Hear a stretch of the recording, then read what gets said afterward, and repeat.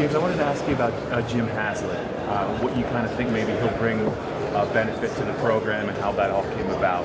Is that something you were looking at for a long time, or is it just a unique opportunity for you? Yeah, there's a lot of conspiracy theories out there about Coach Haslett, but it's really not anything more than what it's been said to be.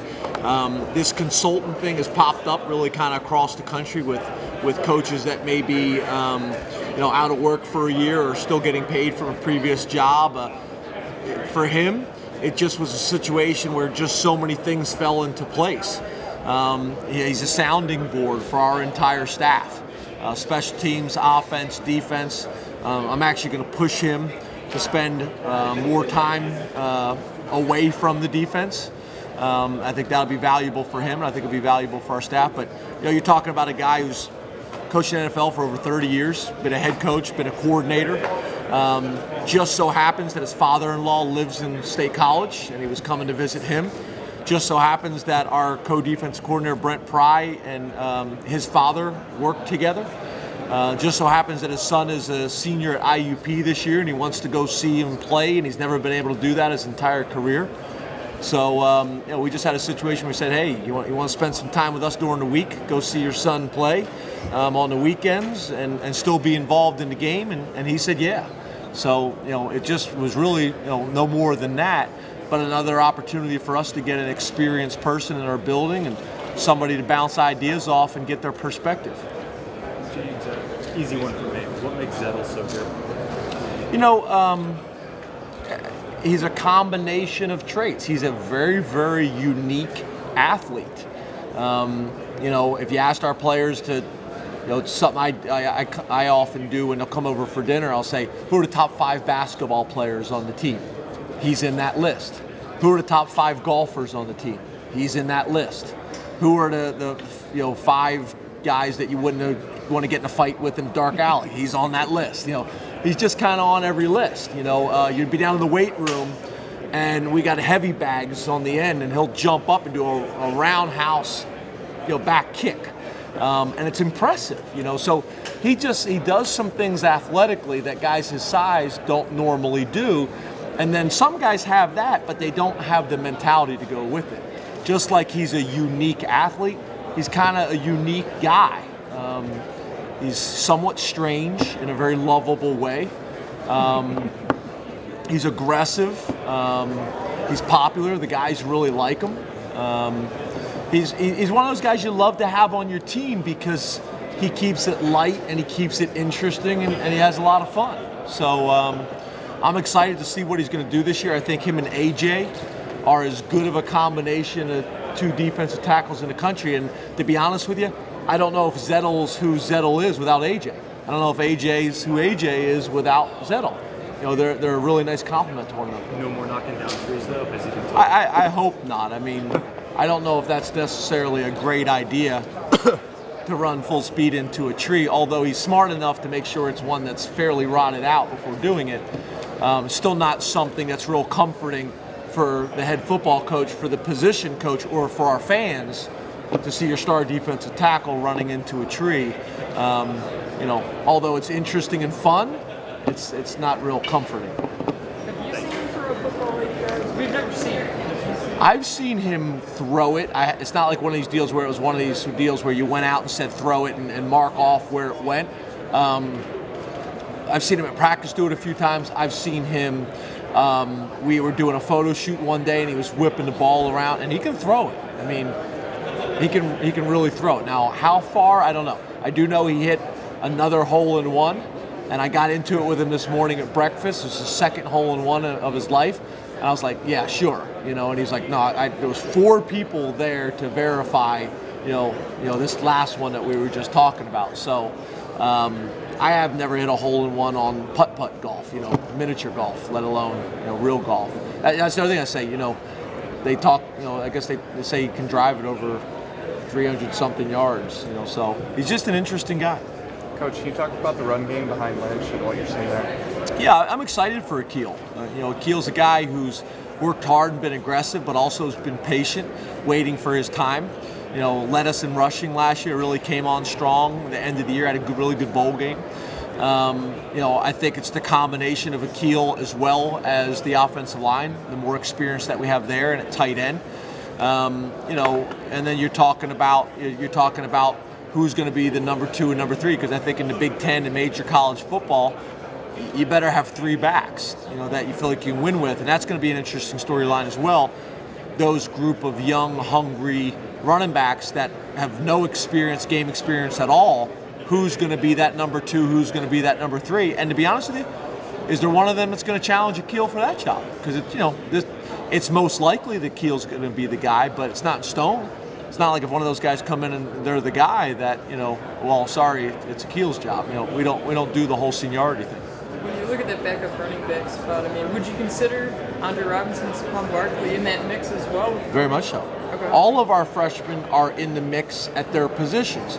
And after a week or 2 during training camp, it's obvious that they're not ready, then they're not ready. But if Andre Robinson comes in and he's the best running back, he's the best running back. If Saquon's the best running back, or Mark Allen, or Nick Scott, or any of those guys, Jonathan Thomas, they're all of them have no game experience. So they're pretty much all in the same situation. So what would be your analysis then? Like Jonathan Thomas, because Barkley's a big guy too, but I think Thomas is kind of maybe your mix of 3 redshirt freshmen, kind of in between guys here.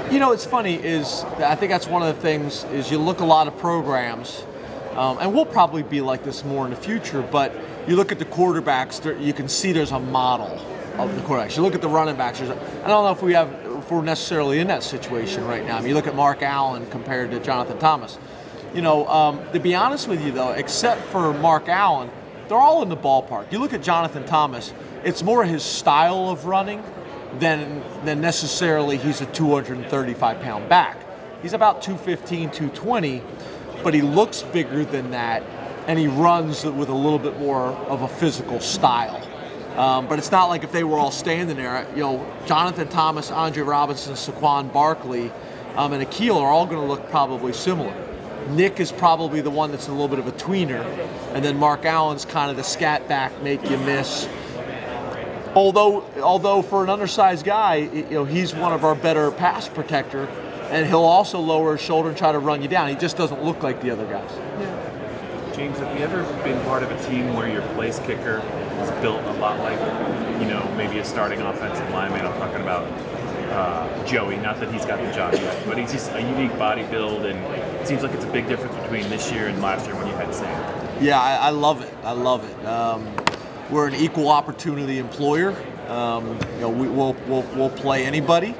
And I think that's one of the things that's awesome about football is you can have so many different types of athletes with different body types that have an opportunity to earn a role on the team, whether it's an offensive lineman compared to a defensive lineman, or a receiver, or a quarterback.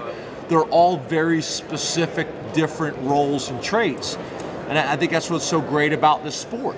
It's a sport that a lot of guys, can find a role to be able to contribute. So, he's an interesting guy and a colorful guy. We call him Big Toe. It will be interesting to see what he's going to be able to do. But I do think there's going to be competition with the other guys as well. James, a few years ago, even before you were here, I think the Big Ten was struggling as a whole when it came to recruiting. And this year specifically, you guys are one of 4 of the top teams that are in the top 10 of most rankings. What has changed? Why has the Big Ten maybe found it? Is it the coaches? Is it just the success you guys had last year, or a combination of both? Why is the Big Ten recruiting better? I think it's a combination of what you said. I think it's the success of the conference. That's part of it. Great players want to go and compete against other great players and in great conferences. You want to be the best, you want to play against the best. So I don't think there's any doubt about that. And then I think it's also some of the personalities and coaches that were brought in here. I was told a long time ago that you coach in the NFL, you can get 1 first rounder a year. In college, you can get as many first rounders as you want to go get. So to me, coaching is very important and always will be very important. But this is a player's game, and how we develop our players, how we coach our players, how we trust our players, and how we go out and recruit players. Very, very important. And I think you got a number of coaches that have embraced that. you've had more than a year of going up against Urban for guys, and what's it kind of been like since the improvement in the personalities and things out there? Have you noticed anything different about trying to get certain players? And can you maybe give some insight on what it's like maybe going against a guy like Harbaugh and Urban and some of the other guys in the market? Yeah, I don't really look at it like that. I look at Penn State, and we got a tremendous product to sell, world-class academics, big-time football, an unbelievably supportive community, great facilities, and we're kind of. I also think there's some advantages of where we're located. If you look where we're at, 6 hours from our campus, we're somewhat unique from a history traditions standpoint. So. My focus is on us, and knowing our product really well, and going out and talking to people about why, our school and our situations may be best for them. James, one last question. Interesting, this 6 hour radius is your sweet spot when it comes to, and the East has always been kind of where you guys are focused on getting some talent in Pennsylvania, but can you speak to maybe the talent in Ohio and how much you guys, or maybe won't emphasize that state in the future in terms of, trying to go get guys? Oh no, we will. I mean, if you look at our recruiting right now, we're doing a good job there. Again, it's close. Again, I think we were able to offer an opportunity to come play in a conference that they're very familiar with. So yeah, I mean, we feel strongly about that. You look at Penn State historically; it's been a bunch of really, really good players at Penn State that have come out of State Ohio. Coach, what does this senior class mean to you? I mean, talk to Anthony and Angelo about what they've been through over 5 years. Pretty amazing journey for them as student athletes. What have they meant to you so? Yeah, they're those guys are like they're the rock. They're the foundation of this program. A lot of those guys have seen more than some athletes will see in a lifetime in terms of adversity and challenges, and they've handled it so well. They've handled it with class. They've handled it with dignity. And I'm really, really proud of them. So they're a great foundation to start with, to continue building this program in the direction we all want it to go in.